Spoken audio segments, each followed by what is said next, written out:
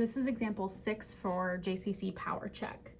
And this will be our final example of what to do if a patient has less than half a diopter of cylinder power in the 4-opter and they give you responses that they want less cylinder beyond that.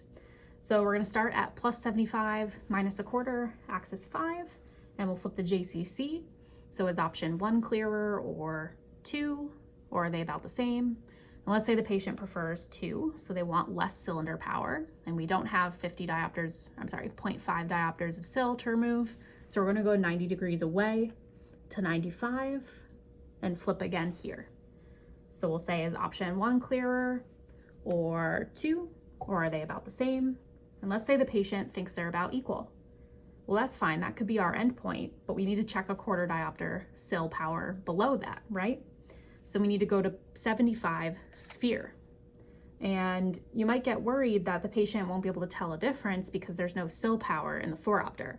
But actually the JCC inherently has power to it, right?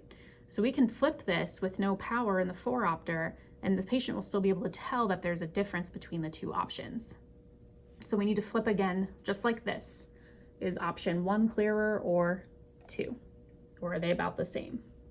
If the patient says equal again here, then you're done. Your endpoint is a spherical prescription because you've already checked a 1/4 diopter higher at this axis and a 1/4 diopter of cyl at the opposite axis, and each time they kicked out the cylinder and didn't want it.